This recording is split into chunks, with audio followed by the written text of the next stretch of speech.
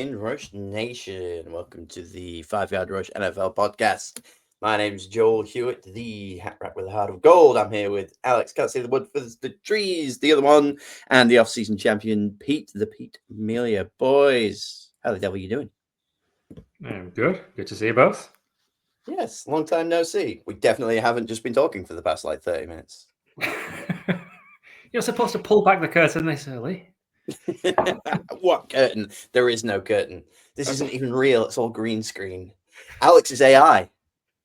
That explains a lot. Yeah. That it's not ALEX. It's capital A, capital IEX. Oh, nice. It's been there all along. If you look close enough, the clues are there. So we need to start pronouncing him Aikes. Aikes. Right. Okay. I'll see how long we can keep that up. There we go. Keeping it off the rails. Hi everybody. I assume everyone had a superb 10 hours of NFL on Sunday. I use superb incredibly lightly because one of the things that we're definitely going to probably talk about that has been talked to death is the state of the international game. When they announced all the games, the one that I really wanted to go to was Jets Broncos. I'm a long-suffering Jets apologist. I'm a Saints fan, but I flit. And you know that I've got a bit of a Jones on for the Broncos this season. So when they announced that, shout out to my teammates that I go with. Hi Chris, hi May. And the deal is that if one of our teams plays in the international series, we go see it. May's a Cleveland Browns fan. Chris is a Steelers fan. I ain't going to Ireland. That seemed like a bit of a haul. Plus, 10 million people tried to get 2 tickets that were available. So we ended up going to the Cleveland game, which I thoroughly enjoyed. We talked about last week. But I was like, oh, man, I'd have loved to have seen the Jets Broncos. Anyway, I sat at home and I watched the Jets Broncos. Boy. Yeah. Did they. Ooh. I saw somebody, one of the tweets was, the Europeans love the kicking game. So this should be perfect for them. Right? Yeah, we cheer for any points, but good God, I was watching the every team's best highlights this week, and the Jets one was just like a 35-yard run. That was their top highlight for the week. It was pretty ridiculous, but the Broncos came out with a win. Doesn't matter if we win by an inch or a mile, winning's winning. So well done there, top of the their division at least. Anybody else watch the Jets Broncos? Alex is shaking his head. Perfect for radio. I don't actually think they are top of their division. Oh, what? Am I thinking of the wrong team? Denver. Chargers have overtaken them. Yeah.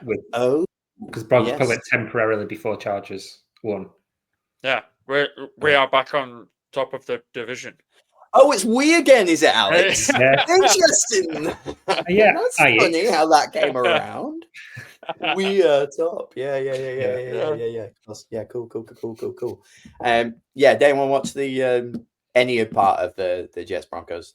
I don't have a lot to say about it, to be fair. I watched all of it. And do you know when you see those clips of Shaolin monks showing how strong they are, when they just stand there and someone just repeatedly kicks them in the nuts and they just don't react.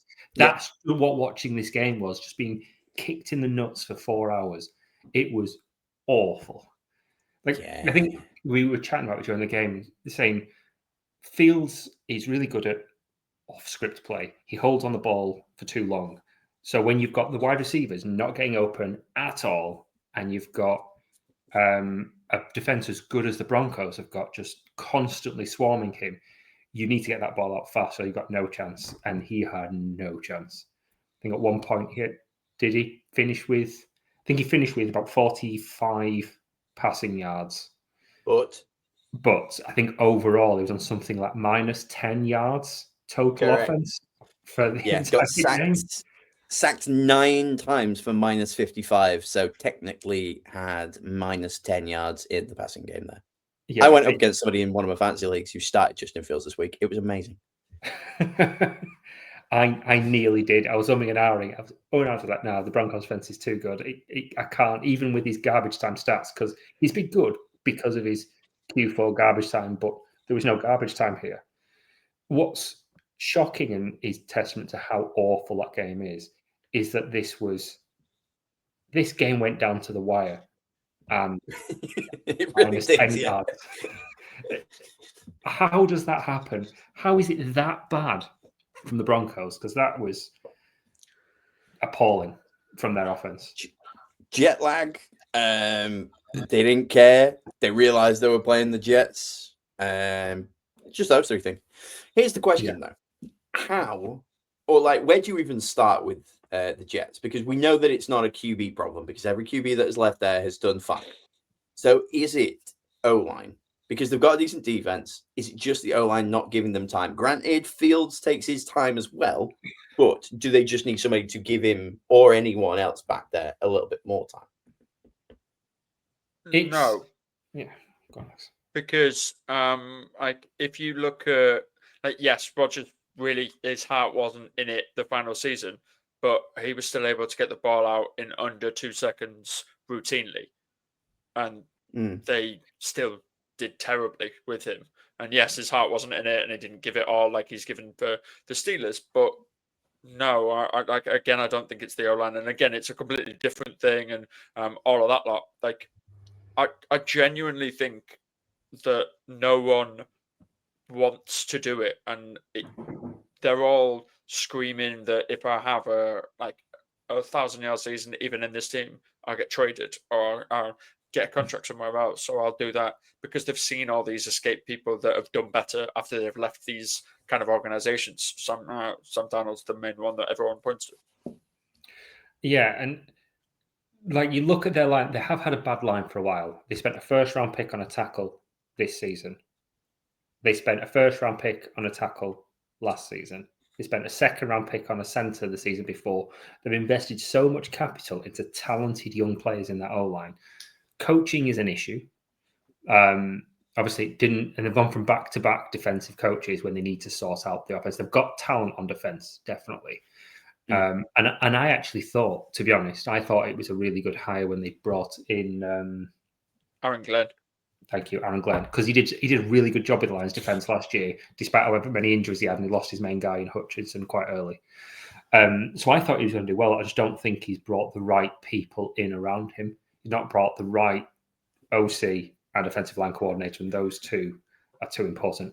That the end of that first half, that utter shambles. Do you remember when they just couldn't get the play in, and they had a chance at a Hail Mary, and they let the clock run out, basically. They just communicated, didn't know what to do, let the clock run out. Just wait till it's a few seconds and then lob it. Just, right, everyone do a go route and hope. Yeah, do something. Yeah, it's do that, something. like Stickman, like do something. Like you've got a top 10 wide receiver on his day. Let's not beat around the bush in Garrett Wilson. Even though I've not seen him actually really do anything, everyone says he is talented and do that lot. But if he left and went to the Steelers, he would be a number one receiver. If he went to the Seahawks, he'd be a number two guy. Like he would be big somewhere else. He just can't get it off the line at the Jets. And he might be at this point. Yeah. If you've got Garrett Wilson, if you've got Breece Hall, who's a talented running back, you've got Fields who can do things with his legs, and you've got that much money spent in your O-line, and they've got a decent young tight end that they drafted this year as well, Mason Taylor. They've got pieces on the offense. They should not be this bad. And the stats are misleading for the rest of the season as well. Yes, they're 0-6, but people go, Fields are doing all right, and blah, blah, blah. It's not. They're doing it when it doesn't matter. They're doing it right at the end, and it's just stat padding. They're a poorly coached team, and Aaron Glenn needs to cut bait with his OC now and get somebody else in yesterday and just do something to make it happen. Otherwise, he's going to be one and done. And I just don't see any other way around it. Well, the good news is the weird kind of best possible matchup is going to be next week in Wembley when it's Jags Rams, isn't it? Like genuine excitement from that one. People are loving both teams. I know I've just last week jumped onto the Jags bandwagon just in time for them to have a horrific weekend. There was a point as well because I jumped off of the Cardinals and I was like, "Oh God, the Cardinals don't look bad." Like, what's happened here? I've cursed everybody that I've kind of like switched over to. But yeah, it's been interesting. Anyway, that was the UK games. Let's do the classic kickoff for some bangs and mash strategy.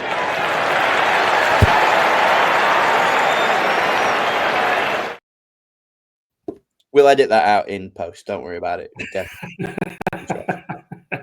I may have been awake since 5 a.m. Foolishly, and I have no idea where I am. I can't remember anything from the weekend, so I'm really being carried this week on the pod. But here we are. I've still got a few things that I still remember from that. But what'd you love? What'd you hate? What was a banger? What was trash, boys? I've put a few in here, so I'll jump in with the first one. And we're going to go for a repeat of last week. In last week's bangers, we had Rico Dowdle. In this week's bangers, we have to have Rico Dowdle. You really do, don't you? Yeah. 234 yards last week, 239 this week. I mean, the Cowboys make it very easy to look really, really good.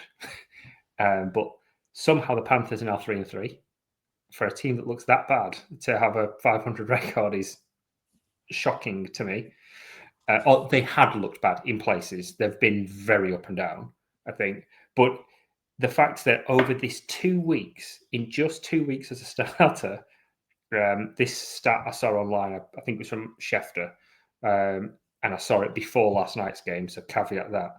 But in just 2 games, he had more yards than CMC, Bijan, Saquon, Jahmyr Gibbs, Chase Brown combined over the entire season. Jesus. And Gibbs and Bijan have been really, really good. And CMC's got like 1,000 carries. That's how explosive he's been. And like I said, he owes a lot of that to Matt Eberflus, I think, because there was one clip that's just comical. I think we were saying, the caption was, there's running holes in the NFL, and then there's this. And it honestly looked like the Cowboys' defense was still at halftime. So no idea what's going on there. It was just appalling. But it'd be interesting to see if he can keep it up, because Chuba Hubbard's been playing well. So will he get his spot back? Well, can they just do the 1A, 1B? Can they do the Sonic and Knuckles or the Ingram Kamara, that kind of thing, which you can like rest guy? Doesn't have to put up 230 plus yards. They can both do 120 each and still be like super fresh week in, week out, which would be maybe quite nice for him. Also, if you've got them both lined up back there, like who do you scout for? Like, there's all sorts that you can really do when you've got like 2 bits of talent there. I'm not saying that I was right and that they're going to make the playoffs, but I like it was a bit of a bold statement. But the more I watch him, the more I thought it was going to be because of Bryce Young, to be fair. And it turns out he's fine. And your man McMillan, you called that one for me. I had no idea who the guy was, and every time I see him on TV now, I'm like, "Ooh, boy, I was unaware of your game, sir."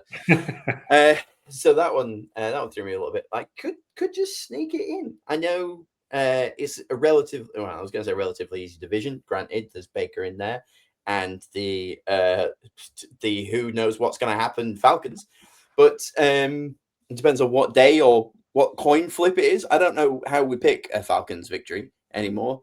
I've given up trying to work it out. I refuse to put them or their opponent in any accumulator that I build for the week, because guaranteed I'm wrong. It doesn't matter. I could be like, they've got this. Absolutely not. Or they're definitely not got this. They're absolutely crushing people. So do the Panthers have a shot? Yeah, maybe they could sneak a few wins here and there. I don't see it, but they're fun to watch, and that's all I care about at the moment. Plus, hear me out. Everybody loves to see the Cowboys suffer. Yeah. That's true. Yeah, I think they do unify a lot of people, and I enjoy watching them. Gosh, the Pickens leap, like when he went side saddle, beautiful. Like just some good stuff right there. But I don't really want to see him succeed. It's got one of those insufferable fan bases that should the Cowboys ever do well, like we're not going to hear anything but that for a long time. I thought that was going to be Eagles fans. Turns out, once Eagles won a Super Bowl, Eagles fans settled down a little bit. So, like, fair play to them. I always kind of like compared them to Liverpool when they're like, "It's our year," that kind of thing. But turns out that Liverpool fans still obnoxious because they sound like that. And Eagles fans not so bad because I can ignore them mostly. Yeah, America's team. Are they? Who really knows? I'm going to chuck something out there. Just banger. Sam Darnold. Mm-hmm. What a guy. Like, I think regular season Sam Darnold, you just love to see it. And then when the ghosts come out in the playoffs, then it's going to suffer a little bit. But the pass alone to JSN for that touchdown, it did something to my soul. Like just watching that, I was keeping an eye on that game closely because obviously I jumped on the Jags bandwagon a little bit on that one, and boy, did I like watching him again. And then I was like, why on earth did the Vikings let him go? And you've got to think that he auditioned well enough to be the starter somewhere, and he could be like the bell cow and whatnot. But I didn't have the Seahawks doing very well at all. I had them like rebuilding all sorts. They chucked out DK. They just picked up Darnold for a bag of spanners. Like, there's not a great deal in my eyes. There wasn't a great deal going on there. And somehow they've just been super entertaining. I don't think they're a playoff team, but they'll snag a few wins. I think the division's too difficult for them to be a playoff team. That's what's too tricky. They're in the NFC as well. If they're in the AFC, definitely. But when you've got Rams, you've got Niners, and you've got the gauntlet in the NFC North as well, chasing for those wildcard spots, I think they could. I absolutely think they could, because I think Packers, Vikings, Lions will take wins off each other, and that will help their case. But yeah, if they get there, they've definitely deserved it. There's no gimmies to get to a wildcard spot in the NFC, like I think there are in the AFC. If the playoffs were today, they would be the 5 seed. That blows my mind. I appreciate it, and like I've enjoyed the Seahawks for some time, but I can't even believe that that's true. I need a fact. Do we have a fact checker out here, or are we just assuming that that Alex knows what he's talking about? We've got ChatGPT. That's what Alex is, isn't Excellent. it? Yeah, there it is. There it is. So like the divisional round for the NFC would look like the Bucks would be the 1 seed, the 2 seed would be the Packers, the 3 seed would be the 49ers, the 4 seed would be the Eagles, the 5 seed would be the Seahawks, the 6 seed would be the Lions, the 7 seed would be the Rams. So there'd be 3 teams from that division that would get in the playoffs if it was right now after week 6. For the I had AFC, 3 teams from that division, but it was not those 3 teams. It was the Cardinals, the Niners, and the Rams all going from that. So that's mad. Well done, Sam Darnold and the Seattle Seahawks. Alex, what'd you love? What'd you hate? What was a banger? What was just trash this week? Let me up. Let's build off what Pete said about obviously the Dawdle-led just Panthers being cool. The Cowboys defense is the equivalent of the Bengals last season. Yeah. Okay. And if you wanna look at like a symbiotic kind of thing, the Cowboys are last year's Bengals. Their offense is really fun to watch. Their QB is playing at MVP level, and their defense smells really badly and can't stop. And it's the equivalent of a wet paper bag. Let's say that they can't stop anything, and it really is surprising. It's almost like you trade arguably the best pass rusher in the league, and immediately your defense sucks and can't hit a quarterback that is 4 foot tall. Alex, hear me out. They got rid of one of the best pass rushers in the league because they wanted to stop the run.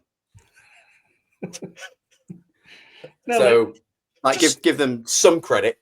That was their plan, and That was their plan. 239 yards from Rico Dowdle would disagree, but I don't know about that. We're not Jerry Jones. We can't see these level of like. Jerry Jones things is that playing he 4D chess, mate. He is just out there making moves that you haven't even considered yet. He's on a different level, almost on a different better plane. defensive end he can get at the 101 next year. That's how he's playing it. Yeah, he's just bless him. But yeah, you're absolutely right. That defense, that is such a shame. I forget who their corner is as well. Trayvon Diggs What? or the other guy? No, I think it's Trayvon Diggs. I don't know if it was last year or the year before. He was just playing an all-time like MVP like level, where he just kept snatching it out the air. It was gorgeous, and I enjoyed just watching Cowboys games for him alone. I don't ever really care for their offense really, but yeah, weird. Especially when that division it's open, it's there for the taking. Yeah, with how the Eagles are playing at the minute, definitely. Like coming back to that thing you said earlier on about kind of everybody outside Dallas or everybody that's not a Cowboys fan wants to see them lose. They're like the Man United of NFL, and I think it's a bit like, do you know that like everyone follows that guy that's just growing his hair out till United win 5 games in a row, and he's got hair like Roma Dunze. It's just enormous. Yeah. People love that for the same reason they love watching the Cowboys and the lose. And this is the perfect recipe because they're really entertaining to watch. Because Dak's playing really well, being super entertaining to watch and still losing is perfect. It's just an absolute recipe for success. And like people talked about it last year, that their Hail Mary broke the Bears against the Commanders. I actually think it broke Flus more because he was a really good defensive coach. In Indianapolis, he had the best defense in the league. He came to Chicago, and up to that point, for like a 17-game span, he led the league in turnovers. They were so good. And now he looks like he's never coached a defense in his life. They are just appalling. And I know they got rid of Micah, but mind's escaping me. The guy they got back, Kenny Clark from the Packers, is a good defender. They're not talent poor, but they are just rubbish. And it's a shame because I thought they'd look good on that side of the ball today. But they don't. Speaking of things that don't, what you got for us, Pete? What else? You got something fun, something not so? I'm gonna go. We had a couple of negatives there, so I'm gonna go to a positive, and it kind of ties into what we talked about earlier on. The Falcons' defense. They are really, really good, really good. They sometimes. Well, no, the defense is good all the time. It's when the offense turns up. They've not every single team. They haven't let a single team have more than 300 total yards all season. Gosh, in all 5 games, they lead the league in yards allowed. They're just absolutely dominant, and it was so unexpected because last year they had no pass rush. Now they invested. Remember that in the draft they took a defensive end in the first round, and then they traded a future pick to move back into the first to get another defensive end to bookend that D line, and it has paid off immediately. They look so good. They made the Bills look silly. They made they look like a college team yesterday. They looked so bad. You missed a perfect opportunity to say sorry. silly Yes, Billy silly there. Billies. Thank you. Yeah, I apologise. Swing and a miss. Yeah, they are playing at such a phenomenal level. I think what's the stat?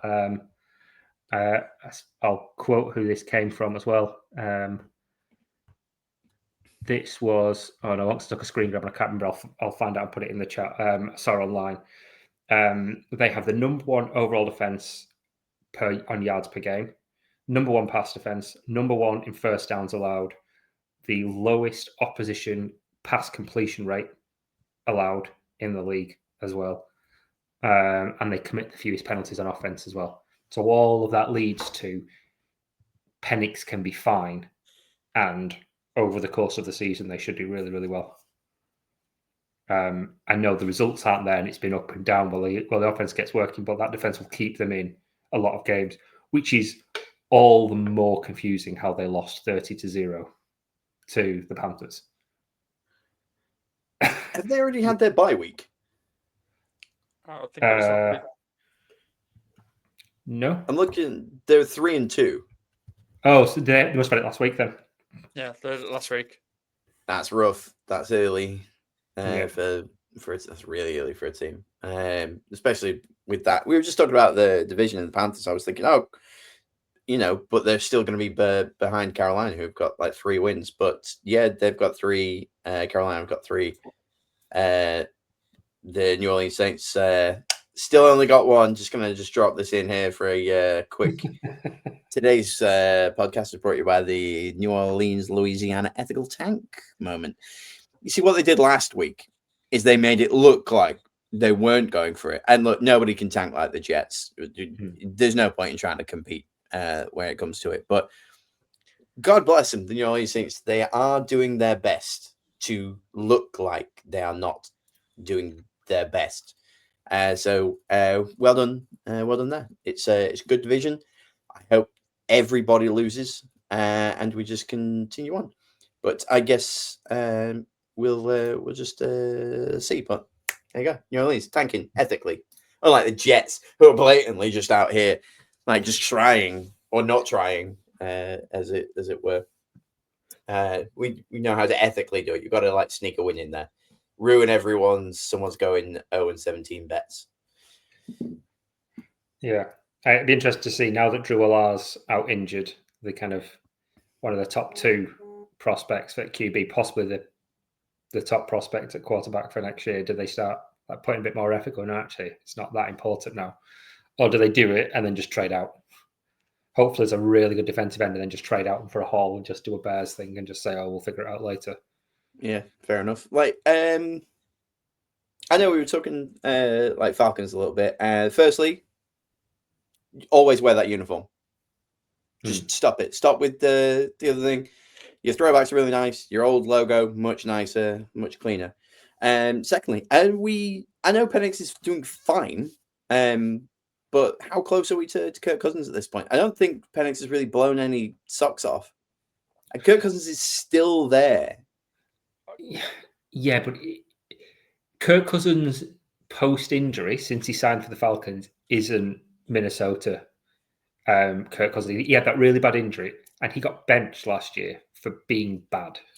And now he's had a lot more time off. CMC's had come off of bad injuries and had off years and then come back to good years. Yeah. I'm just saying, it could be Kirk Cousins. But CMC and if not, why on earth didn't you send him to the Bengals? But CMC is one of the best players in the entire league. Kirk Cousins is an aging quarterback that, and Michael Penix has not done enough to screw up to go. Yeah, no, Michael, we'll go away. You've got to remember, this is only like Michael Penix's like 7th game because he only had 3 games last season.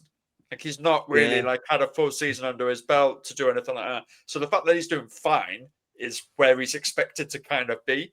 Yeah. Also, the reason why Kirk Cousins didn't get sent to the Bengals is because the cap hit is something like $20 million because his contract is ridiculous. Oh, of course it is. Yeah. And like the Bengals don't have any cap space.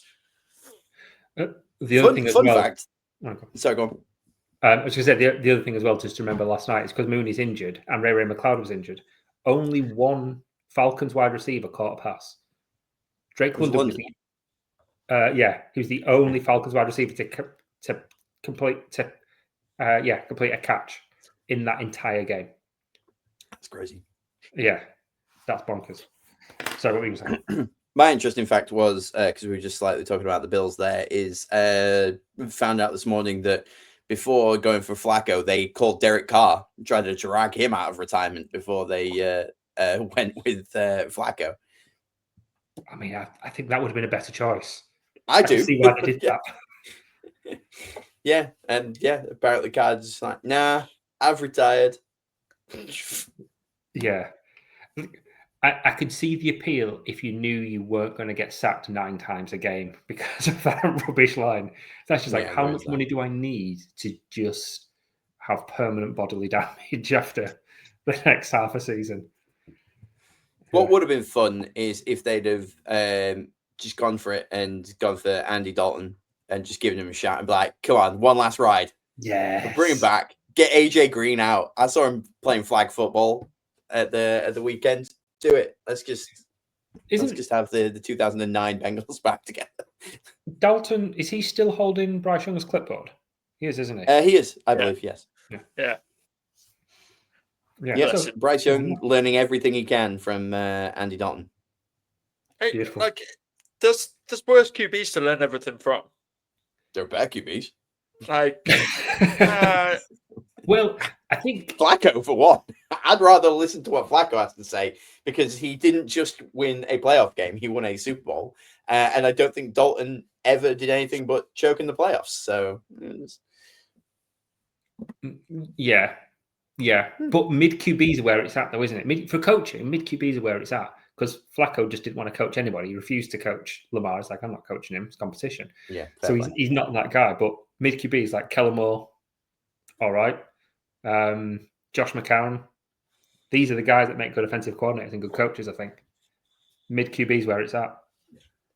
Mids where it's at. Crank up the mids. So to speak, beat me. Alex, come on. Bangers and trash. What you got for me, brother? Let's do it. Justin Herbert. Thought you were doing something else. You're teasing me. I am. Go on, Justin Herbert. Justin Herbert. Let's do it. Let's do Justin Herbert. My God. What a legend. 18 game-winning drives in the fourth quarter or overtime now in his career. There's only one person that's done more. Answers on a postcard down in the comment section. Who do you think it is? I wonder. And do that lot because there's only one that it can really be. But he's there. He has been pressured by the fourth quarter. It is more now, but by the fourth quarter, he had been pressured 85 times so far this season, which is the most in the NFL, and no one has ever got anywhere. But yeah, the Chargers are 4-2, and we actually look like a competent passing team this week because Lad McConkey got involved again. Again, back with the we there, Alex. We're 1 week removed from you pouring one out for the LA Chargers there, but God bless you. We all have a blip every now and again, Alex, and that's okay. Yeah, man. What a dude. Fine, you're playing the Dolphins, and we'll talk about the Dolphins a little bit in a little bit, but he's playing to an MVP level. I really like the dude. I think I started him in fantasy a couple of times, but he didn't really blow those doors off. However, what he is doing is winning games, and with the troubles that are happening around the rest of that division, can easily take it. Nobody, I don't know. I ummed and ahed there too much, but it depends who you spoke to pre-season. Anyone could have gone Broncos, Chiefs, Chargers to top that division, and still could, based on all the results. I think the way that they're actually playing, the Chargers look better than the other two, but everyone's it's a bit wacky races. Anything can kind of happen at the end. This has got week 17, week 18 head to head to take the division written all over. I don't know what their things but it's definitely going to be fun to watch over the weeks. Who have they got next week? The Chargers. That is a stupendous question. Colts. Jesus. I'm going to claim my game of the week right now. There it I'm is. having that one. That's going to be fun. All right. Spoilers for Pick'em. I've picked the Chargers over the Colts because the wheels are going to fall off. Okay, I'm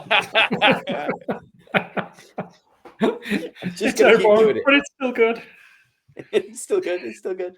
But like towards like Christmas period and to do that, like the Chargers have got to play the Jaguars, the Raiders, the Eagles, the Chiefs, and the Cowboys back to back to back to back. Like that's the gauntlet run. That's the one that is like you make or break your season. All winnable though. All winnable. I'm going to shift us across to let's talk Tez Johnson before we move on to anything else. A, what a catch. B, I'm really sorry to anybody who had Ibuka. That should have been his, but he was obviously off the field because he hurt himself. But the reason Tez Johnson is on my list of things this week is because in the interview, when he was talking about, like, after I caught it and got that touchdown, I was chanting, MVP, MVP.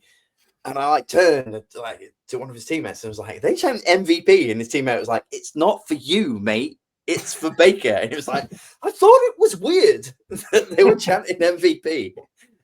So God bless Tez Johnson for being confused that the MVP chants were out there, but everyone was actually speaking of a different guy, which I'm just going to lead straight over to Alex. You wanted to talk about a different quarterback. Baker Mayfield. Let's do it. Mayfield. Baker Mayfield. He swore in the notes, but not live. That's the guy, man. I've been on, since this podcast has started, I have routinely been on the Baker train. The Baker Mayfield train has been mine.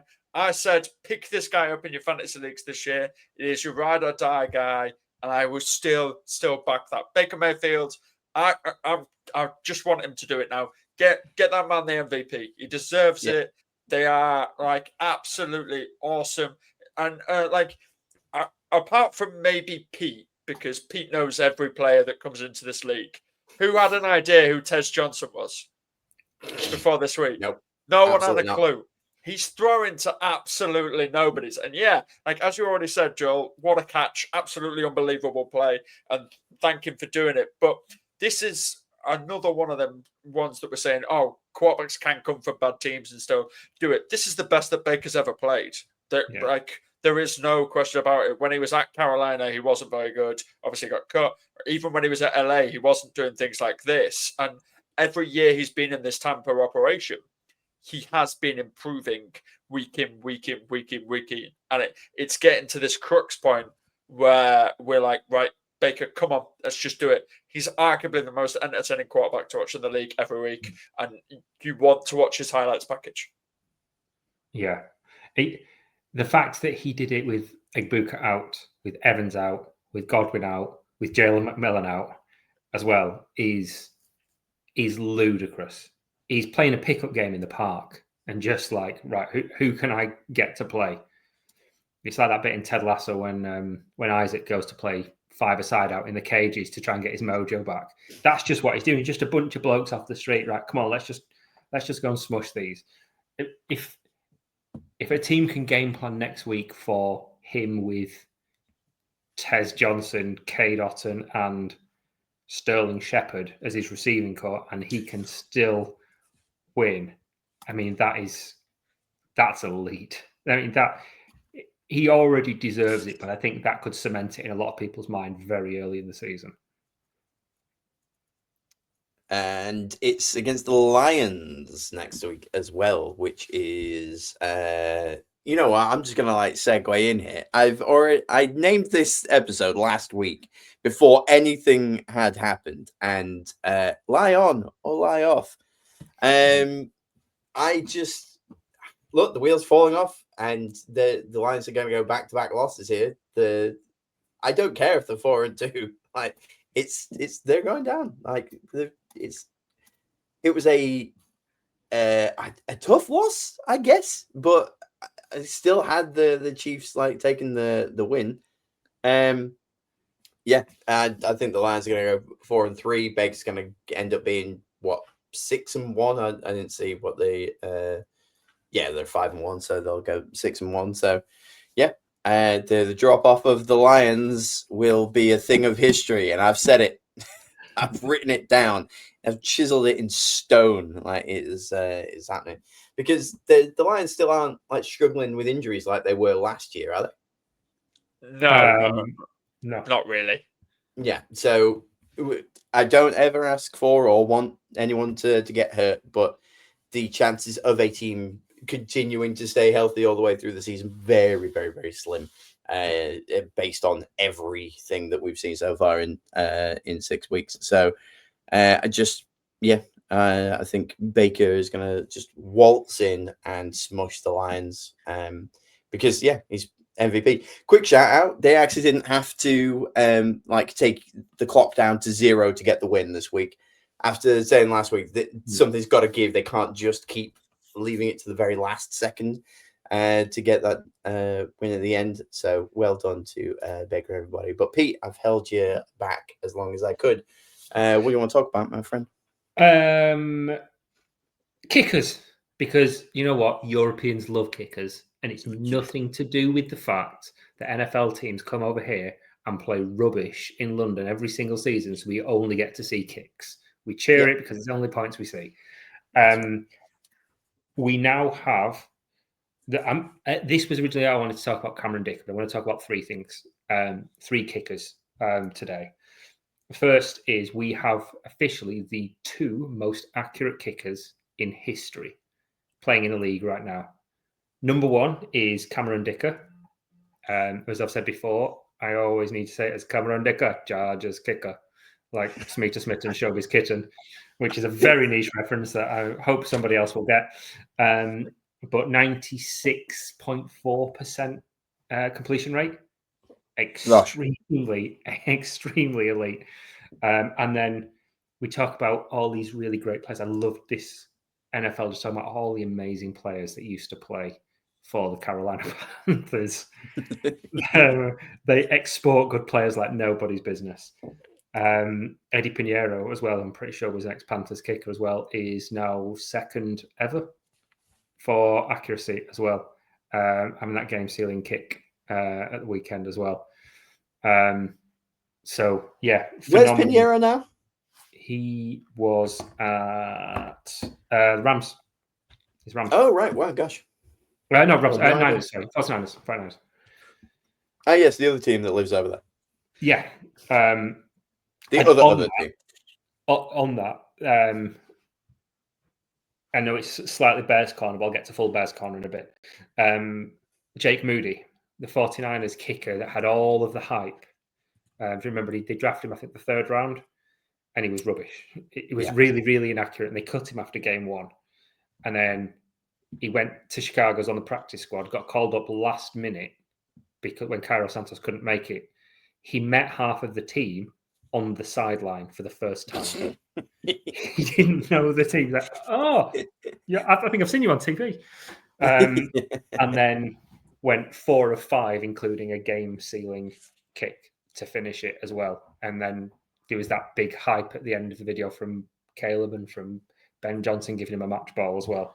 So good on him, because that's a lot of pressure in a moment that's had a lot of bad press. And maybe the change of scenery will do him good. Yeah, fair enough. I mean, look, stick with him because I just want to put this back up. So what else would you like to talk about with Chicago? Since they had a week off and you're like bursting at the seams to talk about them. Yeah. So last week when we talked about the projection for this, and you asked me, Alex, and I said, I don't like the matchup against the Commanders because the Commanders had, I think, the number 1 rushing offense in the league. And the, I think, number 1 rushing defense or top 5 rushing defense. But Bears, it was the opposite. Bottom 5 rushing offense, bottom 5 rushing defense. You could just torch them on the ground. Yesterday, DeAndre Swift, 7.7 yards per carry, which is ridiculous. 108 rushing yards, 67 receiving yards, including a 50-odd yard catch and run for a touchdown. He lit them up. And Caleb didn't play particularly well. The refs didn't play particularly well. We'll come back to that. But the running game, Swift was electric through that entire game. On the opposite side, Jaden Daniels did very little rushing compared to what he's capable of. And Bill Krosky as well just got bottled up.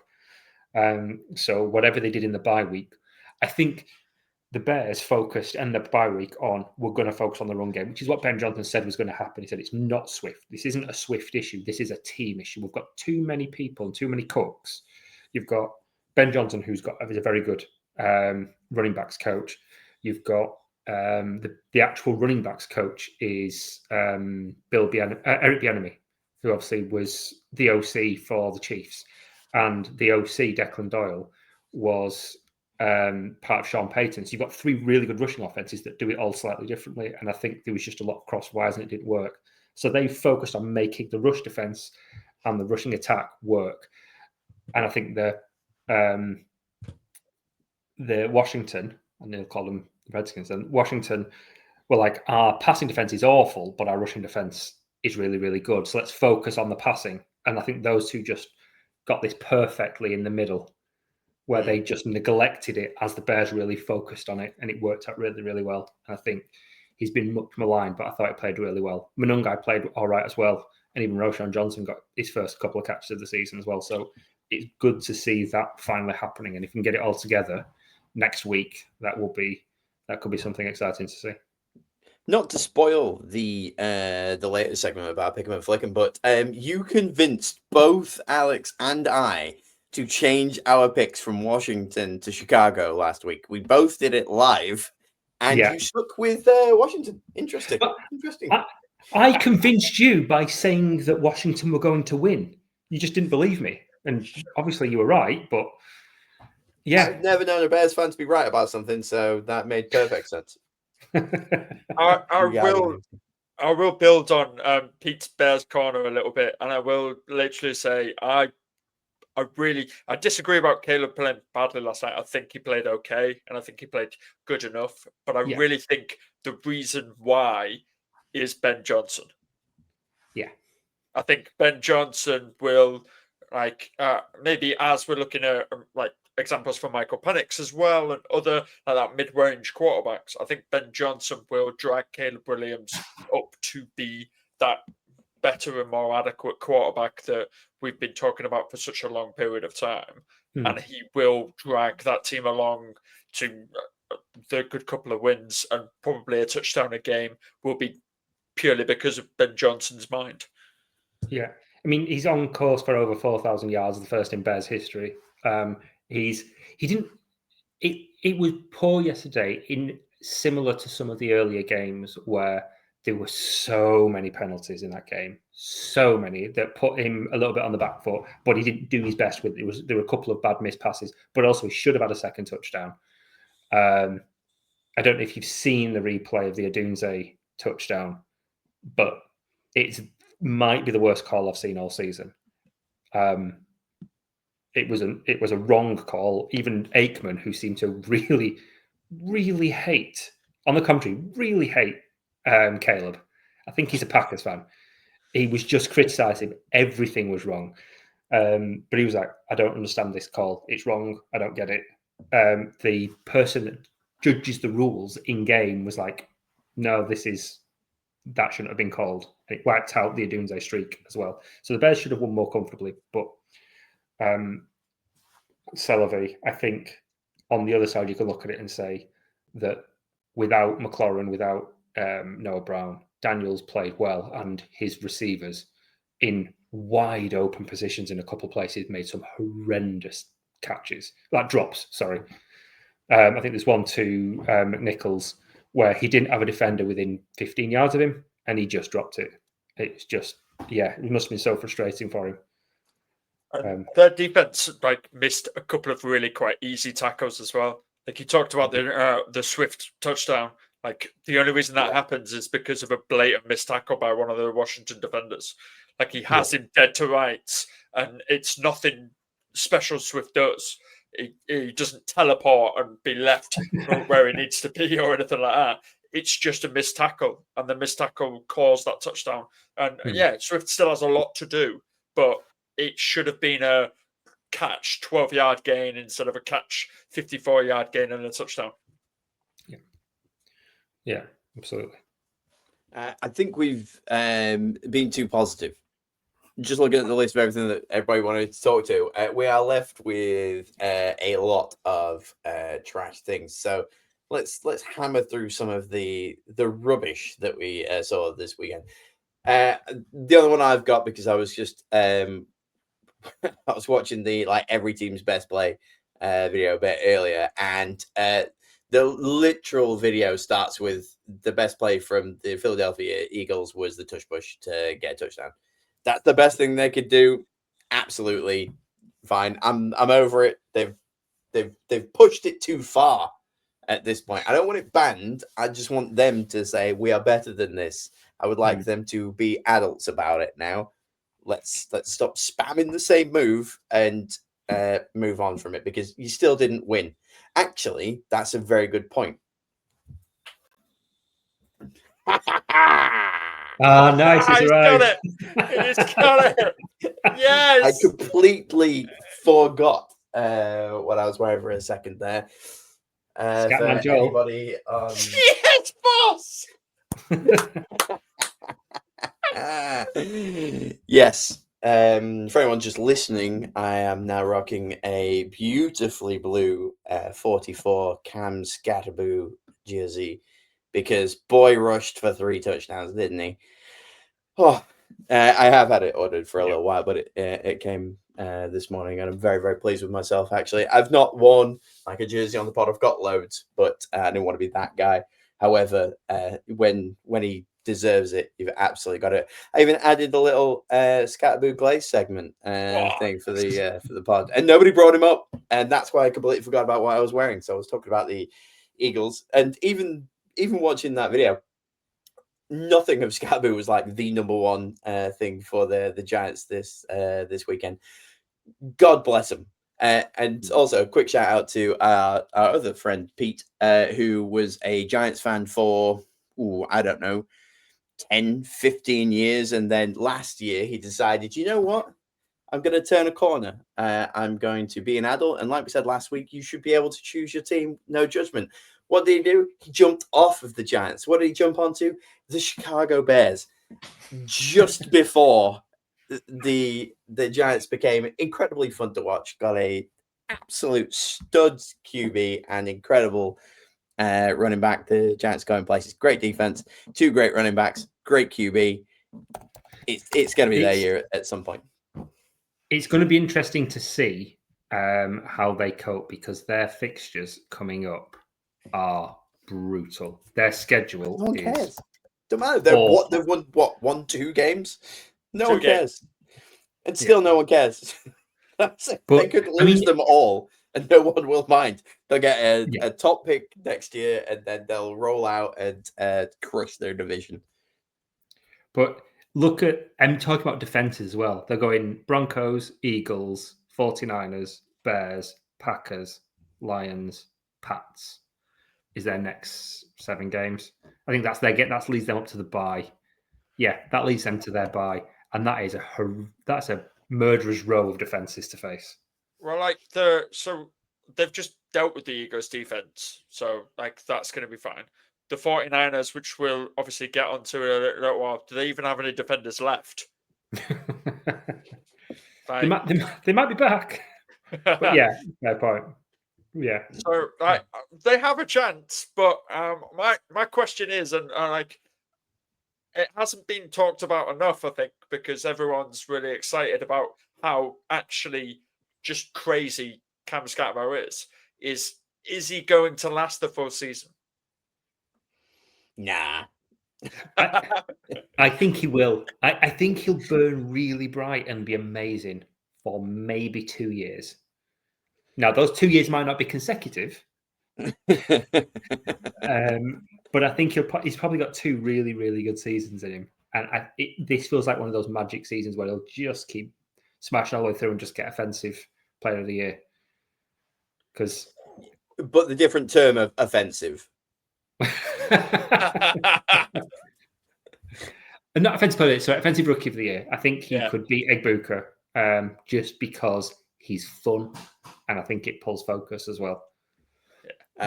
Also, not to point out the obvious, but he is also a white guy. So like they love that, don't they? Like the people that vote for any of the NFL honors. So let's see, because it also depends. Like Igboka, if he does like lose a little bit of time, he could drop out of the mind's eye. Plus, I've just had to look for his name again. Tez Johnson could break out all of a sudden, and we could be going Egbuka who, who really knows what the hell's going on there. But yes, there you go. That's your Scatterboo Glaze segment. It's because I was going super negative and we pulled it back, didn't we? So well done. Well done, everybody on the podcast. But let's trash some things. Pete, you have brought up the Buffalo Bills. Yes. I think that first week was such a good game. The Bills-Ravens opener was an electric game. And we'll think that, they went 4 in a row and they've lost 2 in a row. I think they're being found out for poor drafting. They don't have a lot of weapons. Keon Coleman's not great. They've got good coaching. They've got possibly the best quarterback in the league. Obviously, the MVP, reigning MVP. And I think that hides a lot of sins. But their 4 wins that they've got are against the 1-5 Ravens, the 0-6 Jets, the 1-5 Dolphins, and the 1-5 Saints. So 3 wins from 21 games combined for the teams. They've beat bad teams. And something looks off. Their talent on offense isn't there. James Cook is very good. James Cook's playing really, really well. And Allen, when he plays well, he will cover a multitude of sins. A bit like Mahomes does, but he's got a significantly less talented receiving core than Mahomes does, even when he's getting recycled players. And I worry about them being a bit too fragile. If my team doesn't win the Super Bowl, I want it to be the Bills. I think that fan base deserves it. I think Josh Allen definitely deserves it. And it would be nice. I'd hate for them to just be that bridesmaid again like they were in the early 90s. Yeah. But I just worry that they don't have enough good players on one side of the ball to make that happen. And yesterday they were exposed quite badly. Falcons outplayed them all over the field. Are the Bills and the Ravens the same team? Like even with like the Ravens with Lamar, are they just the same team? Same kind of pitfalls, same kind of MVP candidate, QB. The Ravens have got a much more talented team, in my opinion. They've got when they're healthy. They don't now. Right now, They definitely don't. But I think the players across that team are better when all healthy. Which is more testament to how good Josh Allen is, to be fair. I'd also agree that the Bills have a better culture. Like, I feel like something is wrong with the Ravens culture. Like they're like all solos and no team, whereas the Bills are a team and everyone fights for each other. I think that would be a big one that I would say. But apart from that, you probably are right. They've got a really, really good MVP level quarterback. The question is always, can he get the next level?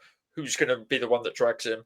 And now they've got a good running back that is like, he can probably lead the league in rushes, which is quite similar. But and maybe a top 5 tight end because I really like Dalton Kincaid. Yeah, and Dawson Knox as well is as a complementary, as a T tandem in 12 personnel. That's a problem to deal with, particularly those two, because that helps James Cook, who's really good. So those 3 work really, really well, and that's good coaching as well on the OC. That works really nicely. Are they a shoo-in to make the playoffs with the rise of the Patriots? Yeah, I think they are not bad enough to not make the playoffs. There's a lot of negatives there. Yeah, that was like I think they're too good to miss the playoffs. There we go. Right. But I worry about them as an actual contender, which I thought they were going to be pre-season. Yeah, well, I fell in love with them watching them on Hard Knocks, as I do with every Hard Knocks team. God, I don't know who I'm going to love next year, but yeah, it'll be interesting. I'm just having a look at like what they've got. So the weird thing is like they lost to the Patriots and the Falcons, which I think I had them at like automatic wins. They've got the Panthers, Chiefs, Dolphins, Buccaneers. So Panthers have looked great. Could just sneak a win there. The Chiefs are the Chiefs. And just as a sidebar, Chiefs don't get any penalties, do they? Just not one. Zero this week. I know they declined them. I don't care. They don't have any. Dolphins probably going to beat that, but then you've got the Buccaneers. That's going to be tough. Texans, don't know. Steelers, Bengals, Patriots, Browns, Eagles, Jets. It's not going to be super easy for the Bills. They could split the difference there. They could go 50-50 over the next bunch of games and still sneak in with like a 12-win season, depending on like what happens across the rest of the division as well. But I don't think they're eschewing. I think that there's a very possible that, depending on I've not seen the Patriots schedule, but I think that they're actually they're not bad, are they? So I just don't know. I don't know. There's a little bit of me that says you might just miss out. To build on what you've said there, if again, we already went through the playoff thing for the NFC earlier, but if the playoffs were to obviously happen today, the Bills would only be the 5 seed. Boy, do I love talking about 5 seeds today, apparently. So they're the same as the Seahawks, is all I'm hearing. And at the same time, I'm like, didn't think the Seahawks were a playoff berth. And here I am saying pretty much the same thing about the Bills. Want them to do it. Would love them to do it. I like a change. Josh Allen, he just absolutely stole my heart. So I want them to. But if they play like they play now, they're out in probably not the wild card round, but like they'll get one win in the playoffs and then get booted out, and then they'll just be another team that almost was. And you've only got so many years. Are we 8 years into Josh Allen now? Something crazy like that. It's more than you think. Yeah, it was same year as same year as Mayfield and Darnold? Yeah, I think so. With Mayfield, Darnold, and Lamar, and Josh Allen. Which I mean, we still could have 10 more years. Tom Brady's proven that like we can get a 18 to 20 years out of QB, but he Brady relied far less on his legs than Allen does as well. Yeah, so he needs to pull something out and get in there. Anyway, let's continue trashing some things. What we got here? The Dolphins. Alex, come on, let's just pile on while we're here. Those guys suck, and they do. Like they do. They really, really are not good. And like what was really funny was the smothering of Dolphins fans being like, "Oh, we might suck, but we haven't thrown a pick this season so far. We haven't done this. We haven't done this. Oh, wait, right, just step in the Los Angeles Chargers. Yes, you have now. And some of those picks were awful. Like I was really surprised Derwin James didn't take it to the house when he picked off Tua Tagovailoa, because it was easy to do. And then you have him completely break down after the game. Like last week we had Mike McDaniel breakdown, and then week 2 we've also had a Mike McDaniel breakdown. Then we had Tua breakdown and be like, we have guys showing up to player online meetings late, guys not showing up to player only meetings. And then Mike McDaniel trying to save that and be like, no, that's extra. We don't, that's not actually the mandatory thing. That's the extra. The players kind of want to go above and beyond. No, that's not really mandatory stuff. It's all this, it's all that. And it's like, this is a mess. Stop it. Like, really there. And then to just add on to it, what was Mike McDaniel wearing this week? We need to fasten that up. Fasten that up a little bit. Like, he looks like a 12-year-old child. Sort it out, Daniel. Come on. Just fix yourself, bro. I get that it's cool to look nice and here. Pep Guardiola does it. Mikel Arteta does it. All the coaches do it. But, like, you looked a mess, mate. You're not clean shaven. You haven't got a beard. That's somewhere in between. You look tired. Your glasses aren't really cool and hip. They're all foggy and marked and all that lot. Like, please, mate, either go on a holiday or sort yourself out or just get sacked. You are a mess. They don't deserve this. How does he still have a job when segue into one of the news items? The Titans coach lost his job this week. How are we still watching McDaniels on the sideline? Because even in his press interviews, he could just go up, he could Bill Belichick it, he could say nothing, but he's just standing up there and he's just being a sarcastic asshole. Yeah. And no one cares. No one's listening to him. Everyone wants him gone. I don't think he's bad. I think he's probably going to end up with another job somewhere. The Browns will take him. I don't know.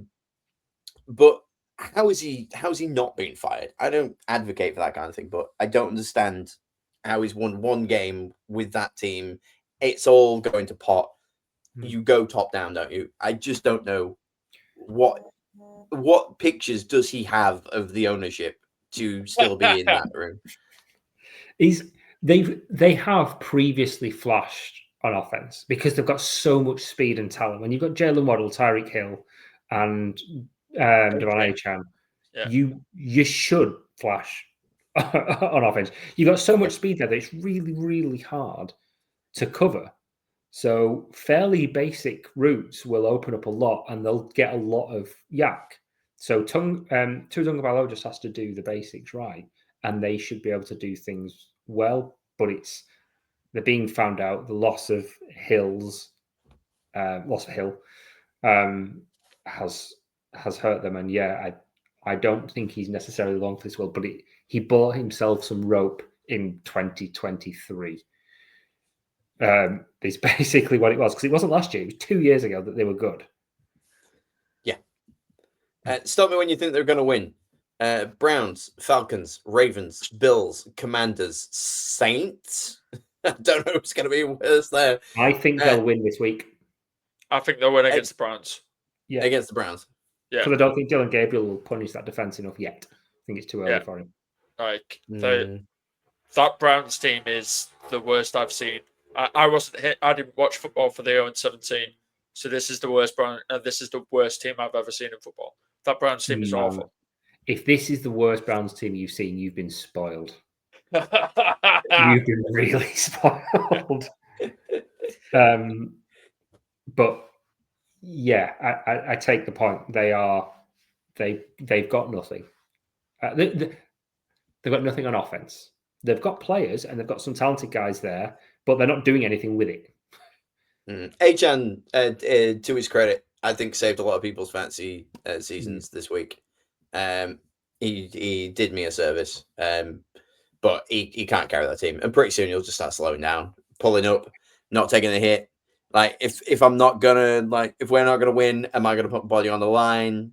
People start to slow down, fake a route.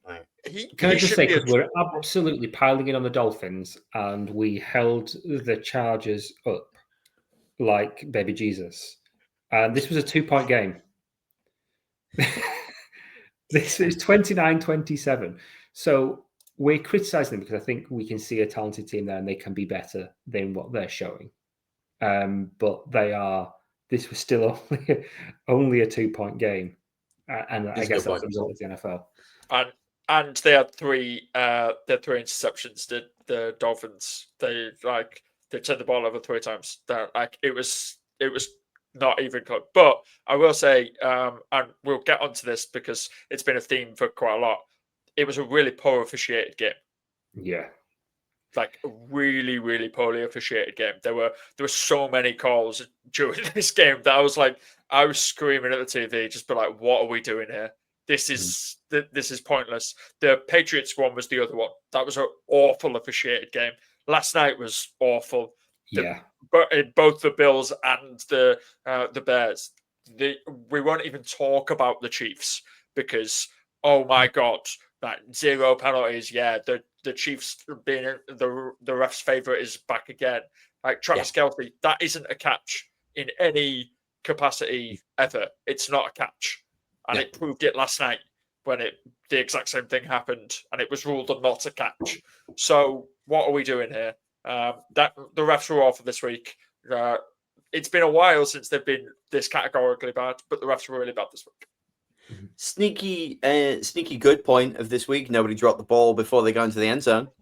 Hey! Let's just chuck that one out there. And Alex, I think in our group chat, you like pointed out that somebody tweeted saying that they've been specifically showing videos of the two like fails and saying get 2 yards into the end zone and then celebrate. Not even like 1 yard, like go a yard and then go another.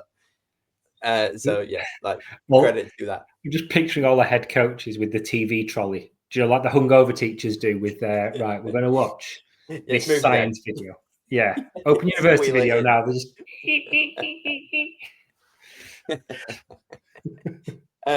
So from the Miami Dolphins to the Arizona Dolphins, Alex, you also wanted to talk about the exact same team, but in red. You know, when you see one of those pie charts, like what you're doing this weekend, like the Blues watching football, and the little thing is watching football, but in red. All the Cardinals are the Dolphins of the West, I guess.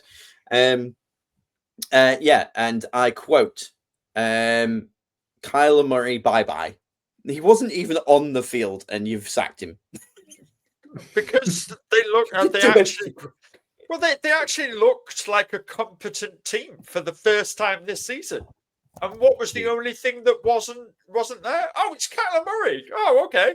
Like now, obviously the memes were all out in full force. Battlefield 6 dropped, and Kyler Murray was scratched. What a surprise! Yep. He's probably sat at home playing his Xbox or PlayStation or both, because he's doing both twice on one on each hand. But no, like. We talked about it earlier on in the season, and we talked about it in the off season. We're 10 episodes in, by the way. 10 episodes in, by the way, guys. This is the 10th episode. Hey, double digits. 10 episodes in. But we talked about it earlier on in the season. We've talked about it a lot. That this is the week. This is the season for him.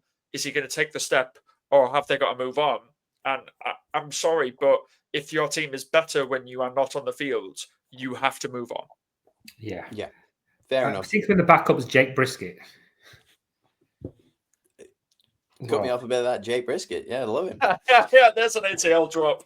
There you go. Like, that's all I ever think about whenever I see him like on TV. I cannot, but I honestly, I did the like proper like rub my eyes when I saw him on. I was like, what year is this? And then again, I think I mentioned it earlier. I jumped off of the Cardinals and onto the Jags last week.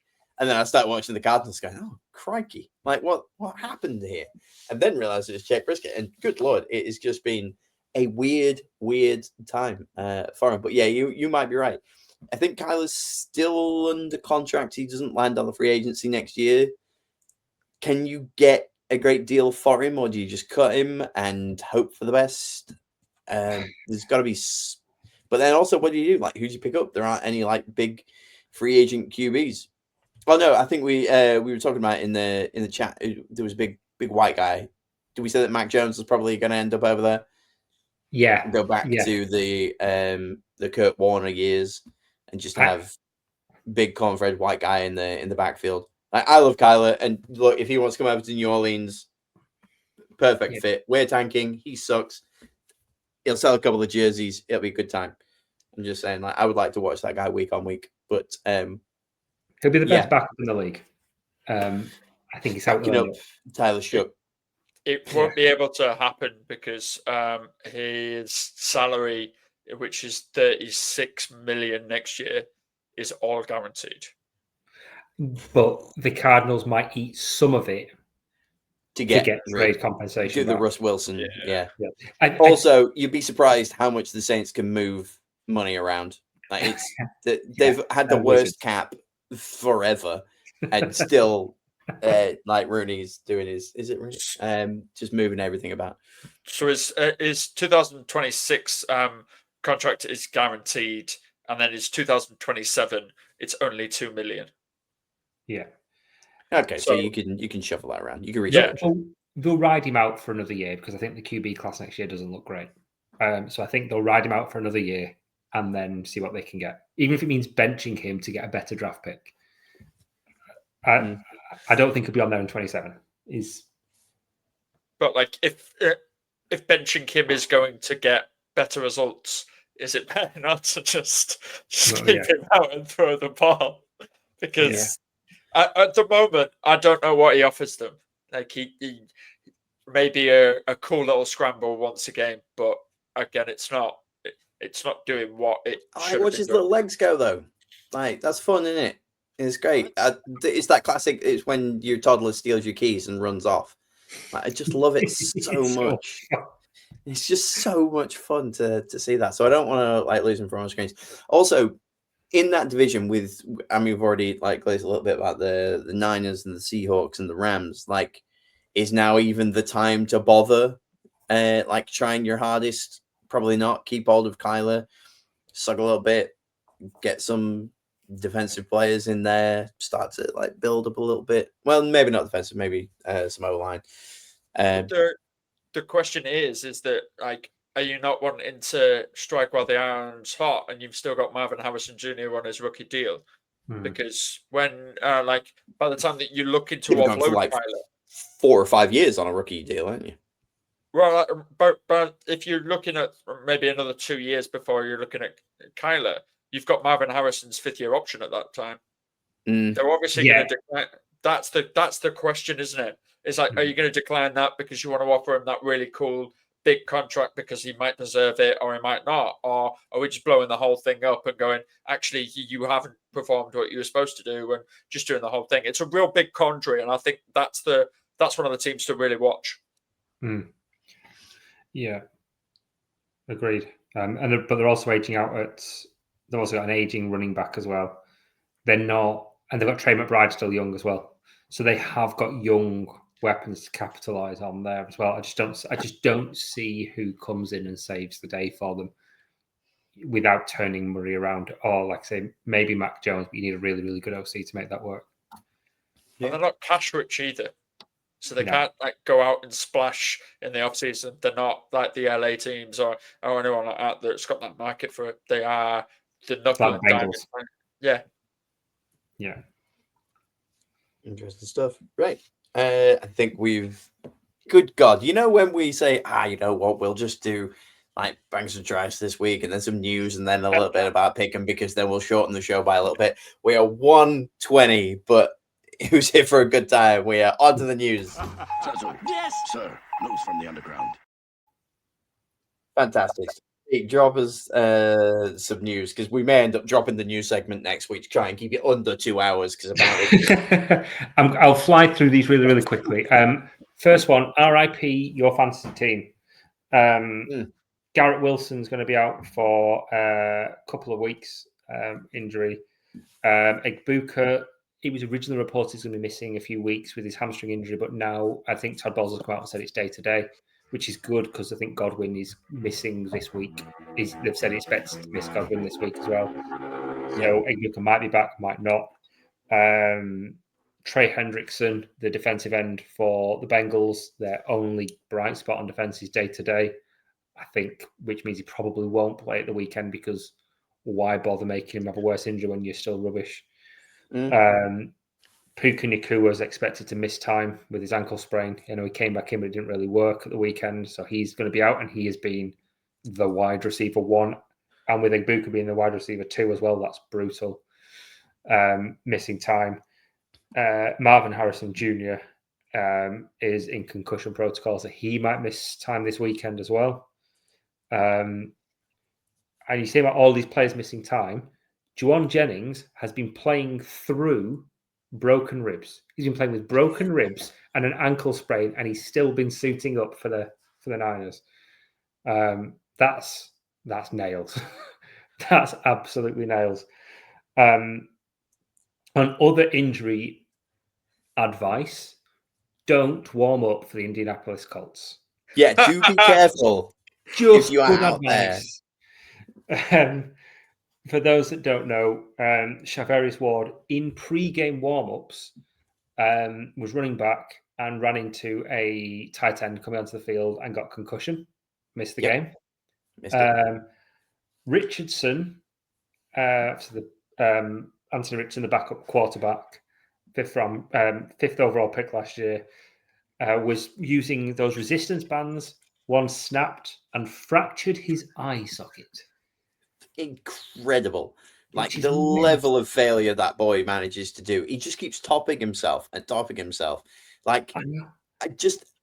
when you said it, I thought it was a joke. You text, he's broken his eye socket. I laughed because I thought like, yeah, of course he actually did. And then it was like, how did he even do that? It was a resistance band, and I've got resistance bands, so I'm like pulling one of these things. I'm like, how much do you have to?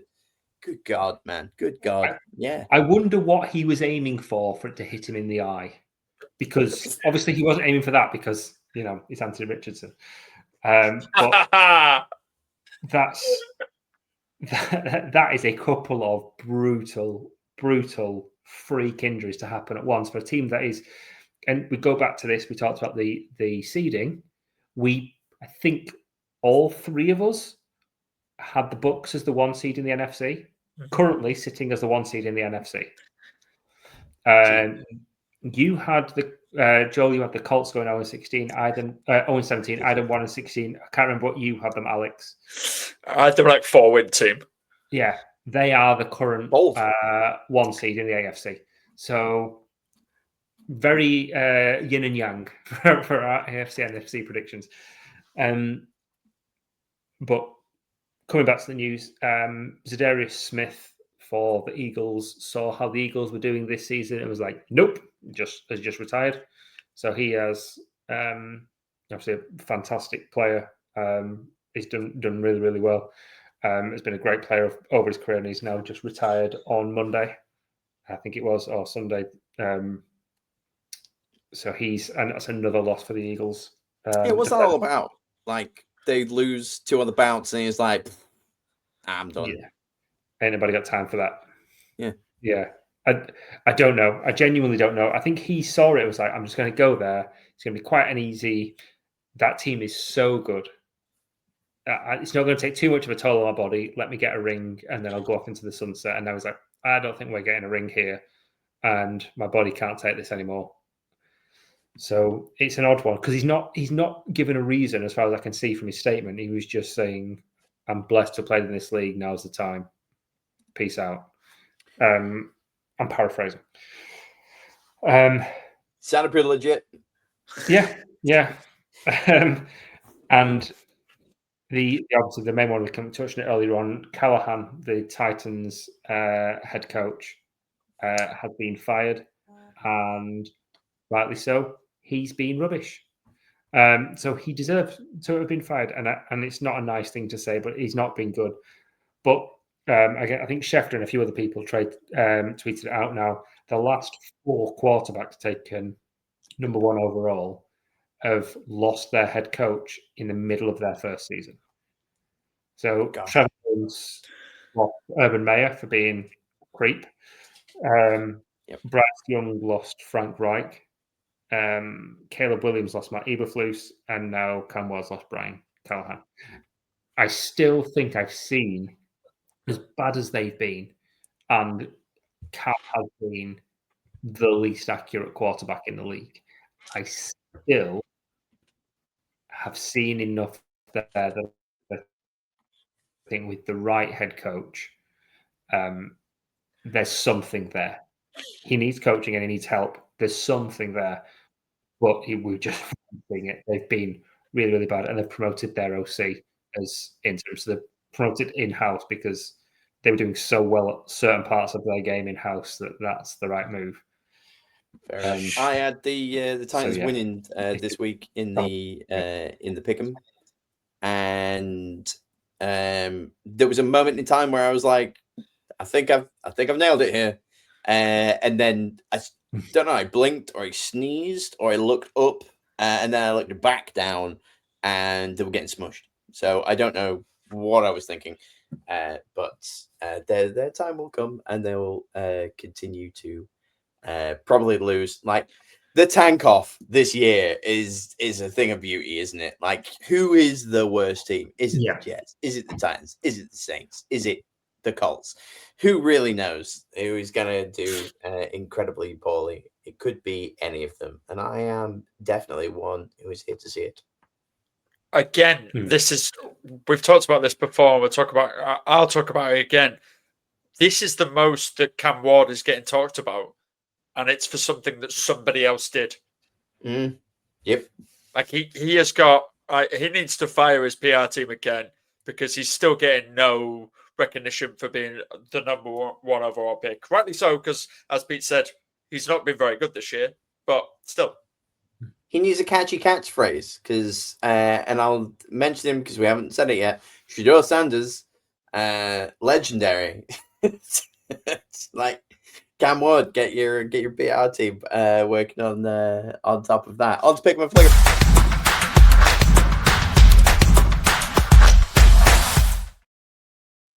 I've not even tried to hide the segues now. I just like interrupt and quickly just like do a mic drop on it. So on to the picking of flicker. Let's start with a few shout outs and a little update. Hey guys, we did it. We picked so many favorites last week that we all moved up at least one spot. In I went up to 11th at 53 and 40. Alex, a gentleman's 51 and 42, being 15th out of, I think, 19 people. So there are still 4 people worse than you. 1 maybe clinically deceased. We don't know. But yeah, I want to do a couple of other like big shout outs. S Black 74 has taken his title back and is 61 and 32. Still pretty close. I mean, even us at 11th with 53, like there's still plenty of time to like switch this across again. Winner's going to get, I don't know, Murph's going to pay for something, maybe a private jet somewhere to go and watch a game. Maybe it's a bobble hat. Who knows? That depends on how much Patreon money we actually make.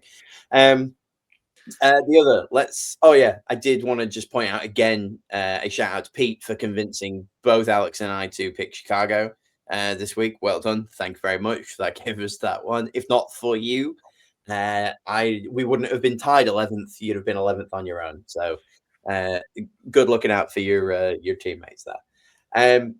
And onto a little bullet point thing that I just want to call one brave soul. One brave soul picked Atlanta to beat Buffalo. Well done to you, Rob Nugent 10. You're the only one that thought that was possible. And I don't know what you was thinking, but well done. Well done to you. And on to the other one, your friend of mine, May, was the only one to pick Carolina to beat Dallas. So they are your one brave souls this week who went against the grain and managed to get a win where nobody else did. I told you like my underdog last week was just bad because I picked Tennessee to go over the Raiders, and it did not work out. But this week, I'm pretty certain that my underdogs are just absolutely going to do it. Tampa Bay is the underdog against the Lions. So you heard it here, folks. The underdog Tampa Bay Buccaneers might just get a scrappy little win against the Detroit Lions. And I've taken Dallas, the underdog, to beat Washington as well. I've got a funny feeling about that one. My lock of the week, because I get accused of making really easy locks, is Carolina to beat the Jets. But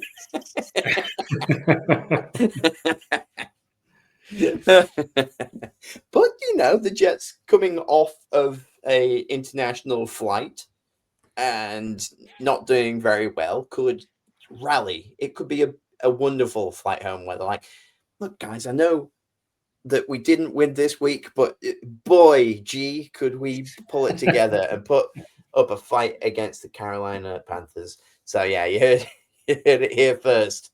The Jets aren't going to win this week. Alex, have you done? You're still looking down. Pete, hit me.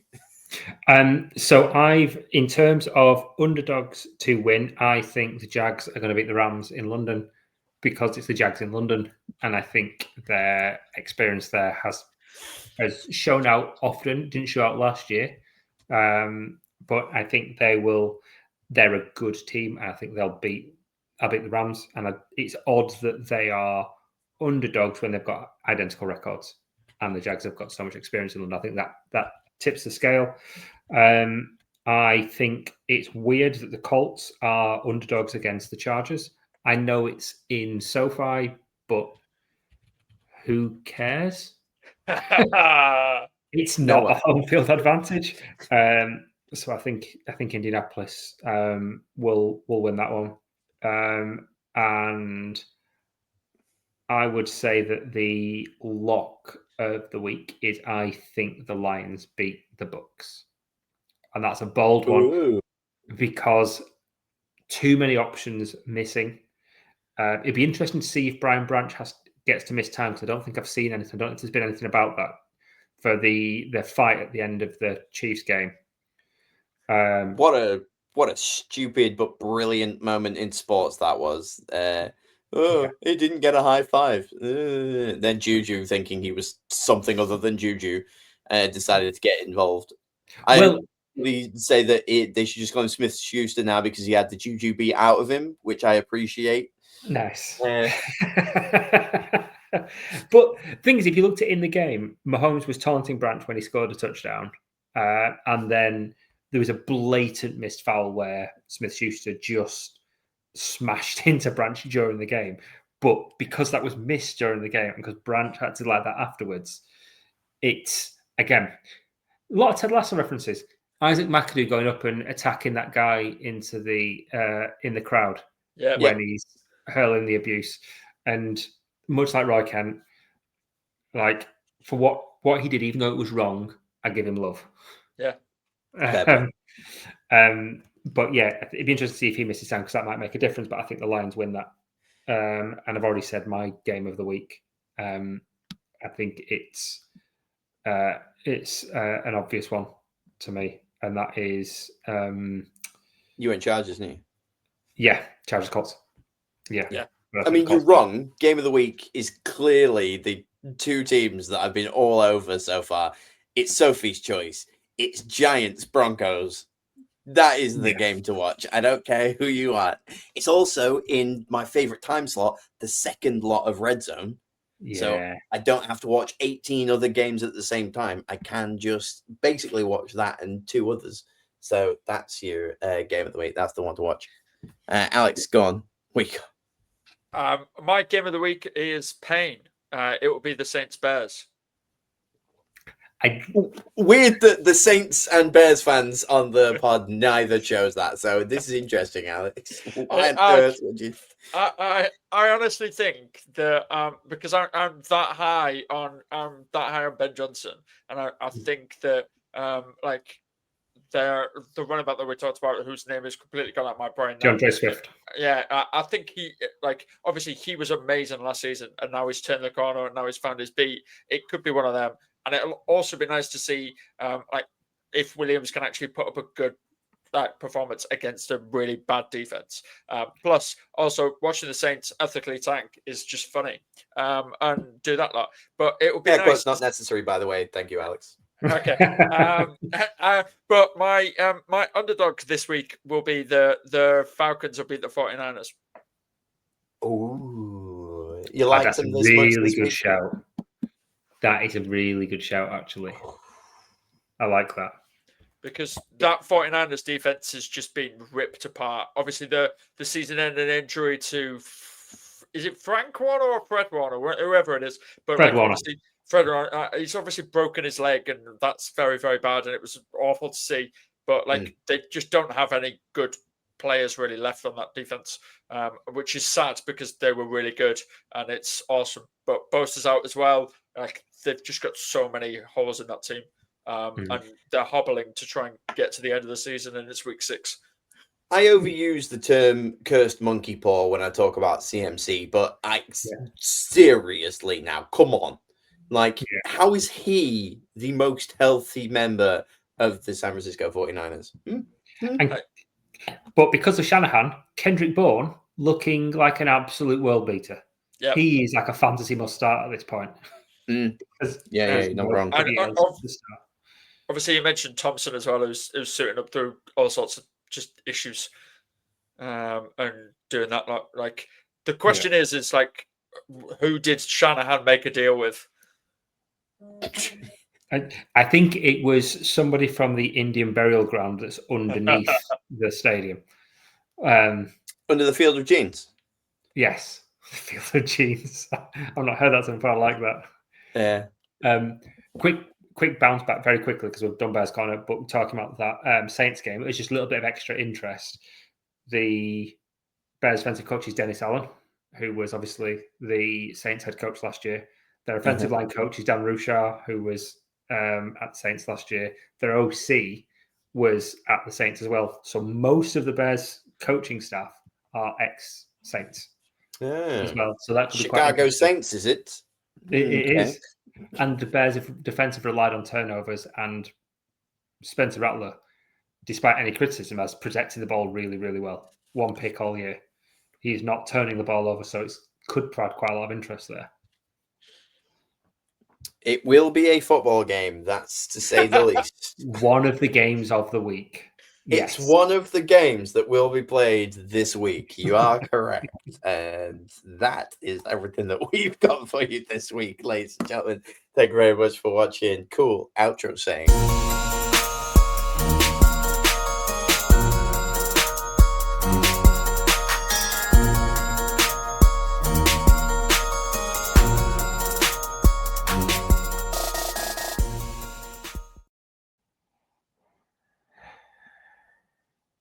Okay, we're good.